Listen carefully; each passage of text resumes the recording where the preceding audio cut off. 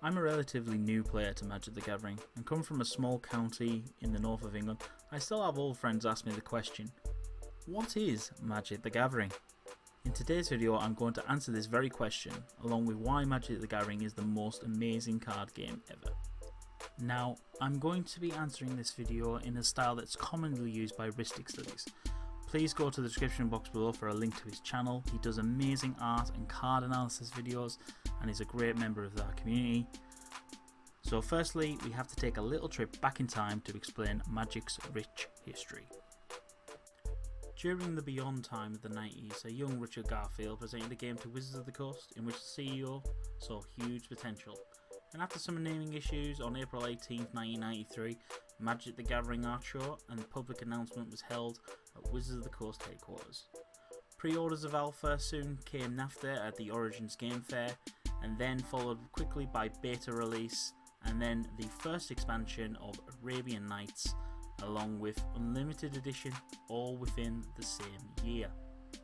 Magic the Gathering soon took hold on the playgrounds and in the offices, and in 1994 the first Nationals was held in France, Belgium and the US of A, followed by the first World Championships, with more expansion sets coming out, developing the lore of Magic the Gathering and allowing archetypes of decks to be developed along with popular styles of gameplay. In 1995 Magic first introduced the idea of formats, with Vintage and Standard being introduced, also known as Type 1 and Type 2. Closely, it was then followed by its first ever Pro Tour, which was held in New York City and won by Michael LeConte. Well, back in 1996, I was the first one to win the first Pro Tour. Moving on, Magic took its first step into the digital realms with a computer adventure simulation, commonly referred to as Chandelier, the plane which you explore and battle across.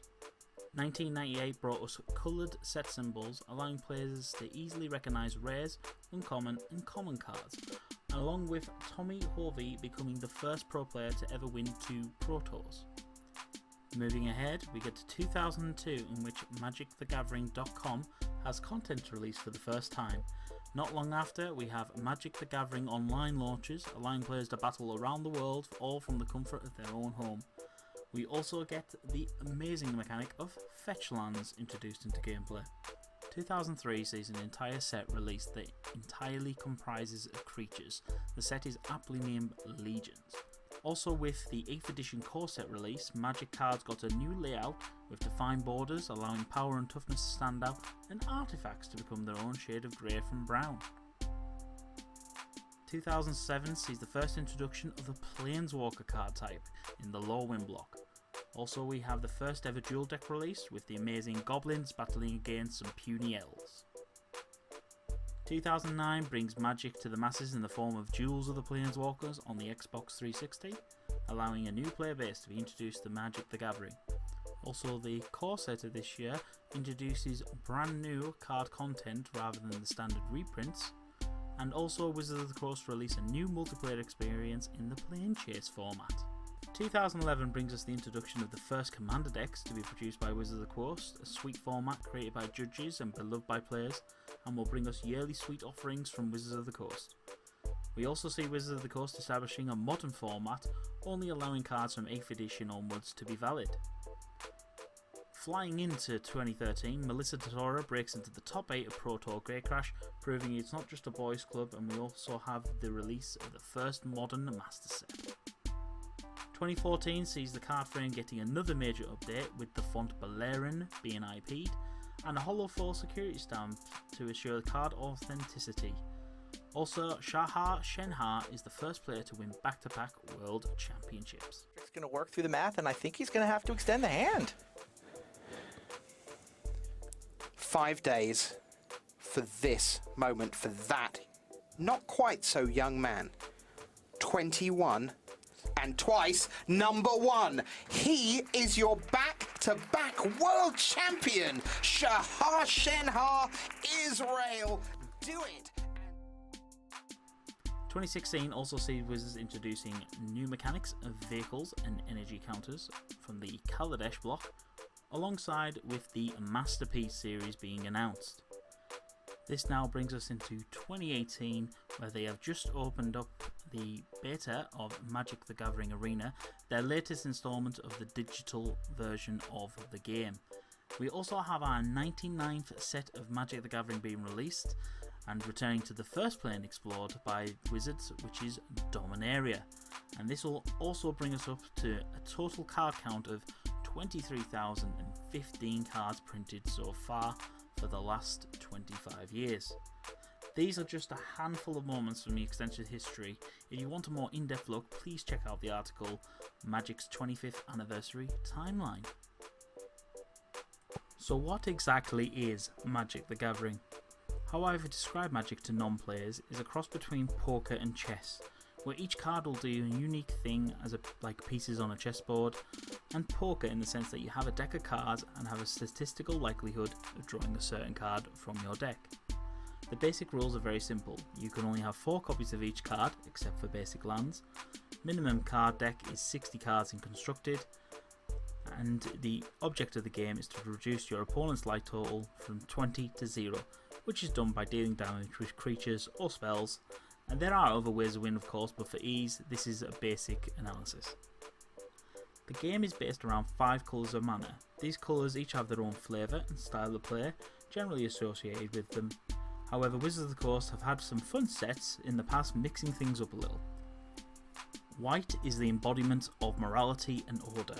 The traits associated with the colour are life gain, damage prevention, usually in the form of protection from specified colours, and playing around with the exile zone of the game, either in the form of removal, such as Path to Exile, or from the act of flickering, which gained its namesake from Flickerwisp. Mechanics featured heavily in this colour are vigilance, and the creatures synonymous with the colour are angels, and they go back as far as Serra Angel in Alpha. Blue embodies the concept of logic and perfection through knowledge.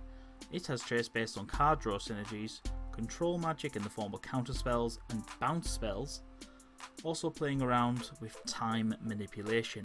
Mechanics of stealth and evasion, such as hexproof and unblockable, are heavily featured. Merfolk come to the forefront as a creature that's associated with the colour. Black seeks power through opportunity and ruthlessness. Its traits are hand attack, sacrifice in the form of creatures or your own life total, and creature destruction. It also has a lot of life loss and life gain effects, such as Essence Drain.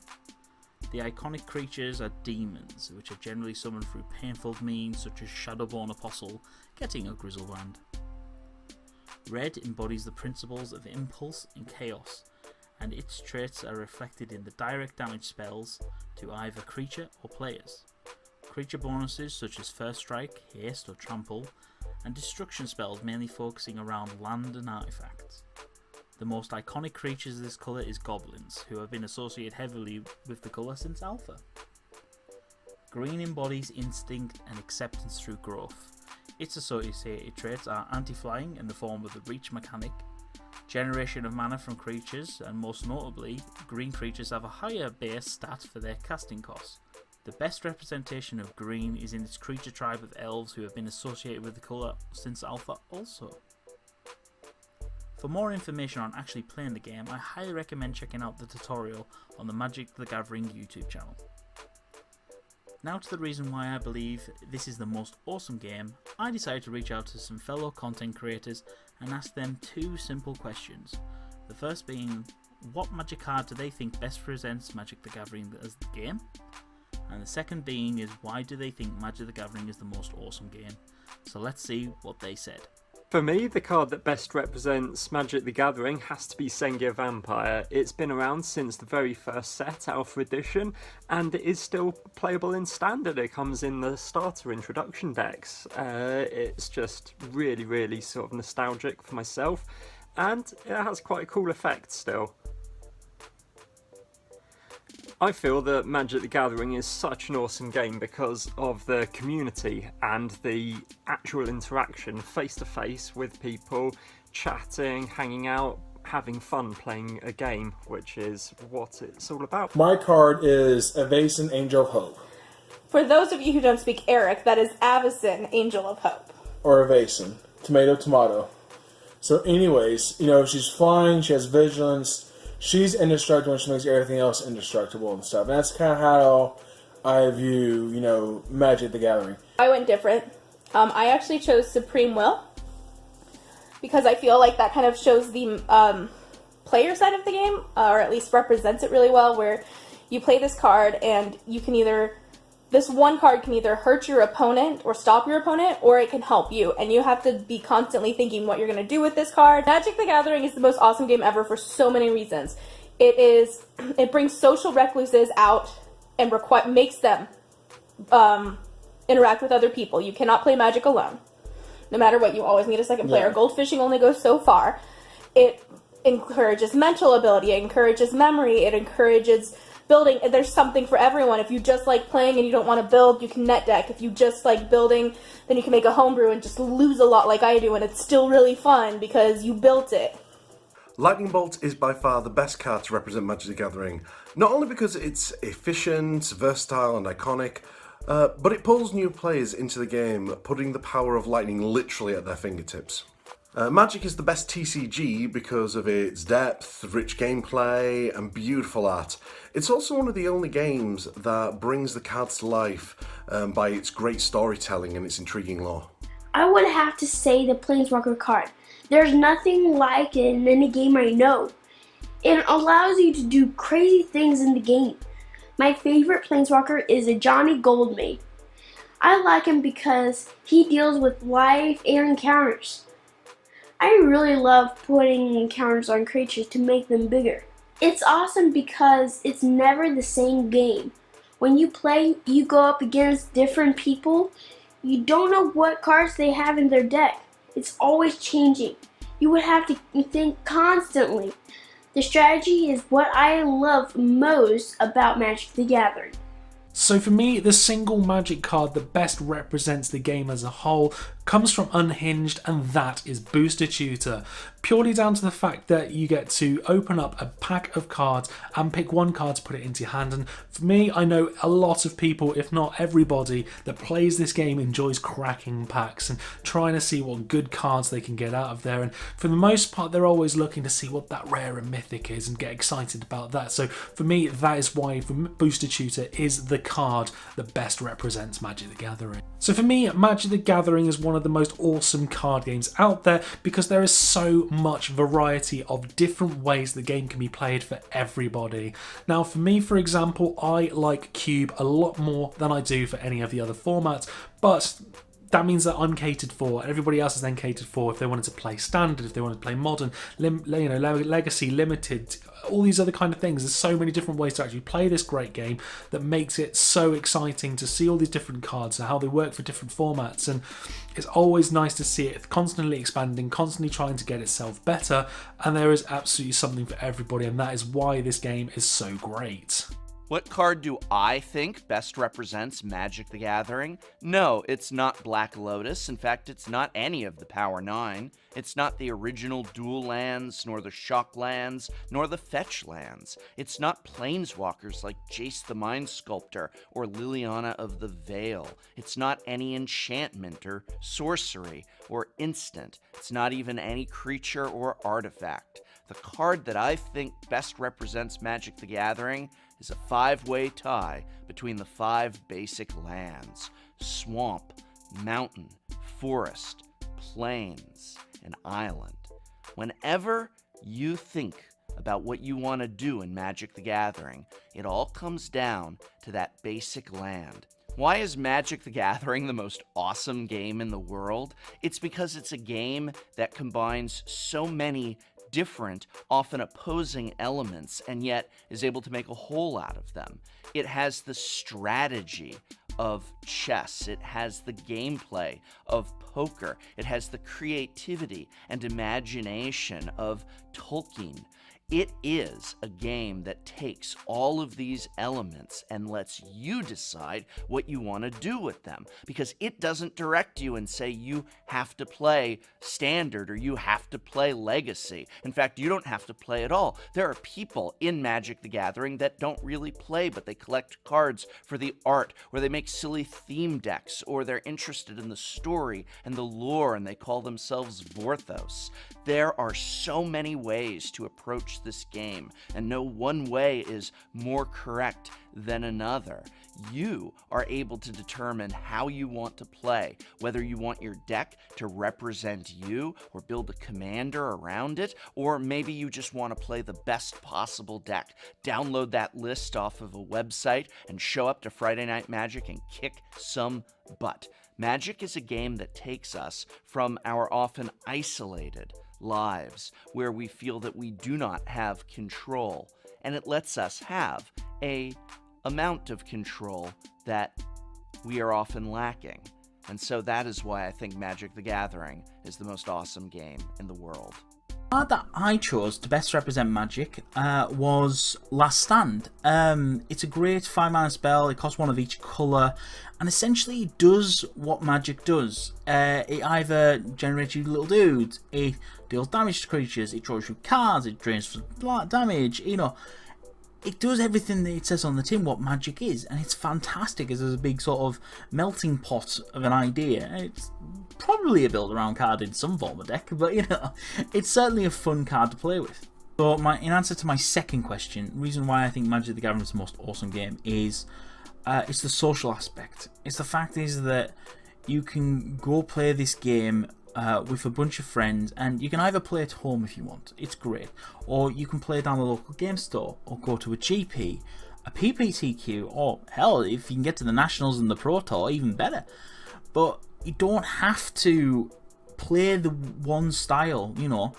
It's not just about casting spells and dealing damage and various things like that. There are quite literally hundreds of ways and probably thousands of different deck builds that you can do.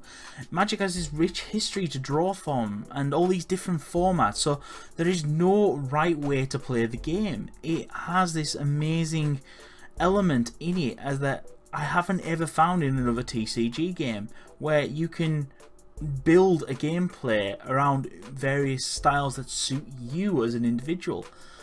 And it's just a fantastic thing, and so I want to say thank you to Magic for allowing us all to do this. So firstly, I'd like to say a big thank you to Magic Man Sam. He allowed me to copy his video style as well as borrow his friend's video for this, and so a big shout out to you.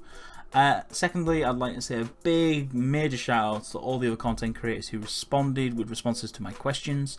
You guys are obviously all amazing already, and I already tell you this.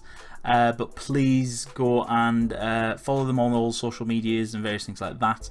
I too am also available on the social medias, either at OxheadMagic or OxheadJordan. And my last little bit before I leave is, you know, what card do you think best represents Magic the Gathering, and why do you think it's the most awesome game? You know, I look forward to seeing what you say in the comment section down below. And without further ado, that's it from me. Thank you and goodbye.